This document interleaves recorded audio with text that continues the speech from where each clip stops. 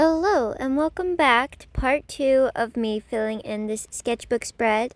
As you can see on the screen, there's the other page that's already all filled in, and if you want to watch that video, it's the one that was posted just before this. It's called something like Painting Something I Don't Love, and honestly that theme continues today with the Alice side. Before I get too far into this video, I do want to apologize about the audio quality if it's a little rough. I'm overcoming a cold, so there's a bit of that in my voice, which doesn't help. But I'm also recording this in my car while it's raining, so there might be a little bit of background noise from the rain. Honestly, though, it's creating a very nice and calm environment for me. I'm really loving it. It's very cozy. It's a little foggy. It's a little chilly, even though it's June here in Minnesota. It is not fully summer yet, so I am all cozied up in the car with some rain. It's very wonderful, and I don't think the noise will be too bad. So, to bring it back to the drawing real quick, you can see I've just started filling in her dress, her bow, all of that. And with the Queen of Hearts side, I think I had a clear idea of where I wanted to take the color palette. I wanted to keep it limited to more of those reds and then the green with accents of gold. But with the Alice side, I knew blue was going to have to be for her dress. But I wasn't sure too much about the other stuff. I kind of ended up not even doing a more limited color palette, which was my intention.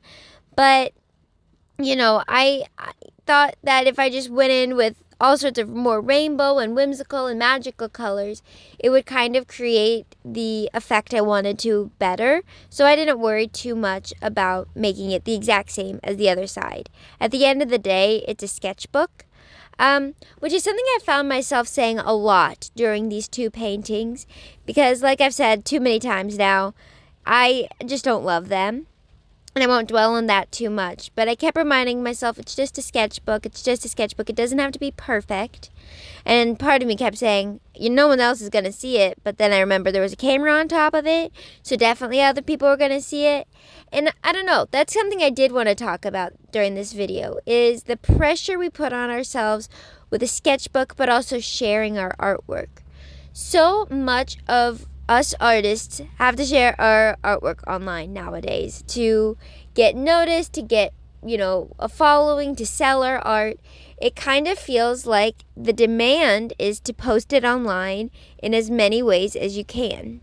And because of that, everything has this pressure to be worth our time and to be worth sharing.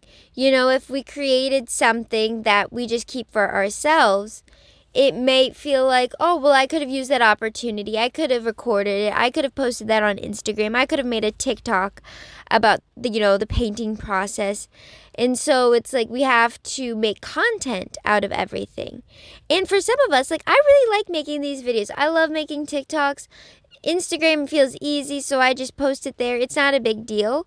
But there is this pressure to, if I mess up, not only have I wasted the paint, not only have I wasted the paper, not only have I wasted time, but I've also wasted an opportunity to share this and to grow my audience or to connect other people with my art. That's what I like to do with my art. I like to share, get people's feedback. And when I get excited, I love it when other people get excited about what I make. It just feels good. It's validating, honestly. And it feels really nice as an artist to find the people who appreciate what you make. On the other hand, though, I do think that a lot of artists struggle with not being too precious in their sketchbook. Well, maybe not a lot, but I know I can speak for myself when I say that. And I have two schools of thought here. On one hand, it's really nice to have a space to just create and play and make mistakes and not worry. I love watching Lindsay from The Frugal Crafter here on YouTube. And one thing that she says, I don't even know if she came up with this phrase, but she says it a lot in her videos, is that mistakes make the best teachers. And that's totally true when it comes to art. You have to figure out how you don't like to do something or how not to draw something in order to figure out what you do like. You need to know what doesn't work, basically, so I'm not going to do that again. And so I think sketchbooks are really great for that. But when a sketch doesn't turn out the way we want, it's kind of like, oh my gosh, I'm such a bad artist. Oh my gosh, if somebody sees this, it's going to be the end of the world. Because there's kind of this saying of, you're only as good as your worst ... You're only as good of an artist as your worst drawing. And so when we mess up, it kind of feels like it's just this scar on our reputation, which is pretty silly. When you think about it, come on, you're not allowed to mess up. Where else do we have that rule? However, I have another school of thought when it comes to a sketchbook that maybe doesn't counteract the preciousness. For me, a sketchbook kind of becomes its own artwork. So within a page, there's going to be multiple drawings. That's the way I do it. I like to cram my pages full of all sorts of little drawings. If you actually want to see more of what my sketchbook looks like, I do post it for free on Substack. I have the link in the description, and you can get a good idea of how I like to use my sketchbook. Plus, I think it's kind of fun to share with other artists and non-artists what my sketchbook looks like. So if you're interested in seeing that, I do have it all linked down below. But like I was saying, with a sketchbook page, there's, let's say, 10 drawings on that page, even in my little 4x4 sketchbook like this. And so each individual drawing is its own piece of artwork, but maybe just a little less formal. Then you have the whole page, which is its own set of artwork.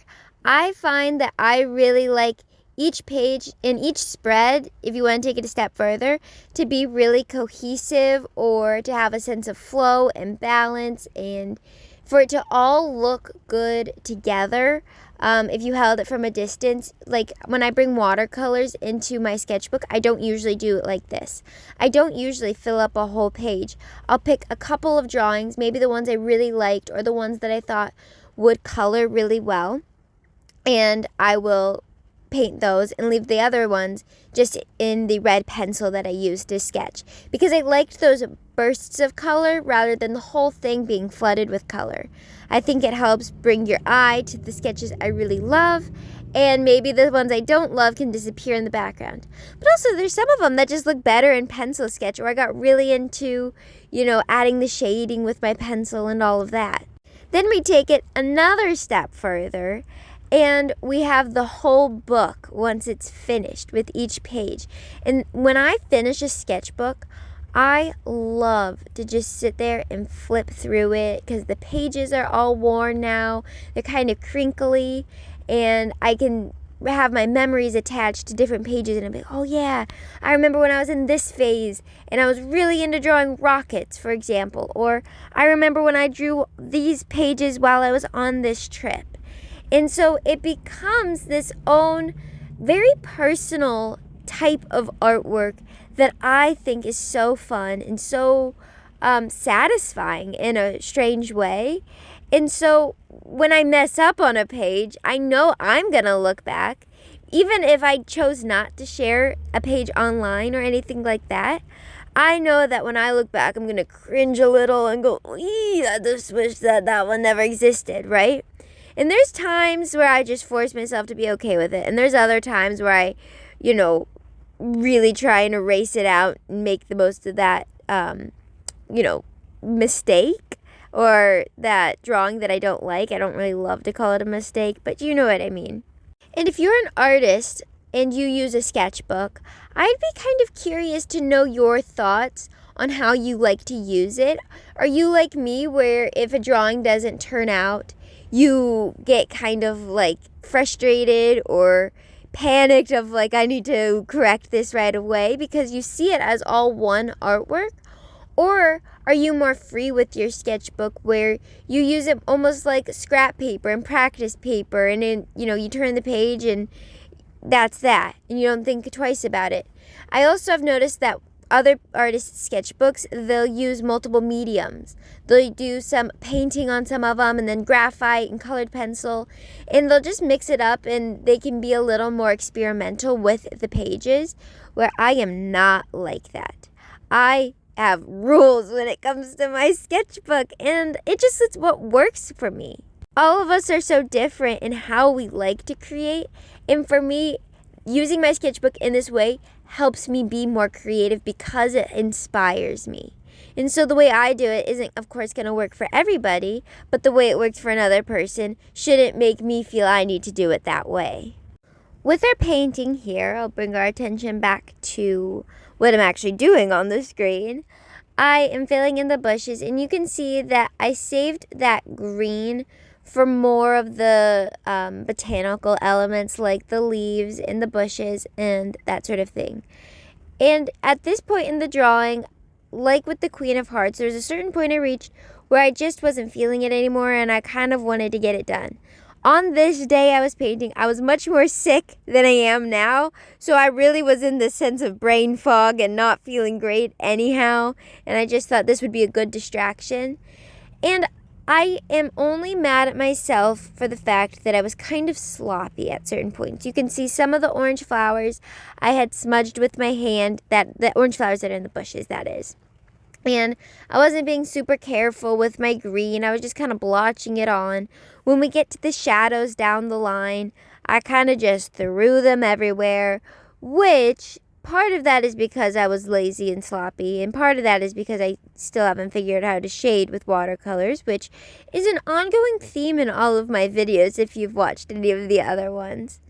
Also, with the sky here, I didn't love the color I chose.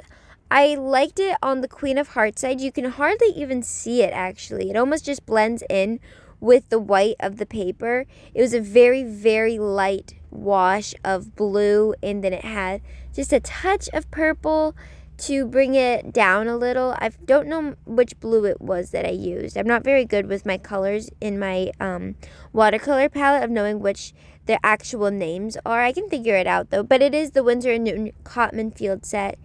But unfortunately, it's different than the one they sell on Amazon now.